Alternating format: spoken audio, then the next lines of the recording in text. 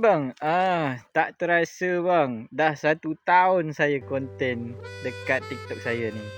Jadi tepatnya tu tanggal 27 bulan Juli tu. Itu tepatnya di hari tu saya dah 1 tahun konten. Kalau ditanya konten abang ni selama setahun dah dapat apa aja bang? Alhamdulillah lah bang, 2 kali dapat endorse.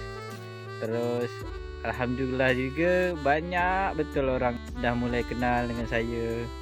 Dah ada sapaan dengan Angah Kurir. Nama asli saya ni Muhammad Azwan. Jadi nama gelar dia, nama glamour dia tu Iwan. Saya sangat-sangat terima kasih dengan abang-abang, akak-akak yang selama ni dah order paket, senantiasa nengok konten-konten saya ni. Alhamdulillah lah bang, dari video saya tu yang nonton cuma 20, 30, 100, sekarang dah 1000. Malah yang ada video yang lama saya tu dah 77,000. Alhamdulillah lah bang. Pengikut pun dah mulai ramai. Akak-akak, abang-abang, adik-adik dan siapa pun kat luar sana yang dah nonton saya. Terima kasih bang.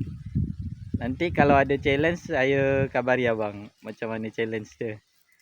Bye bye.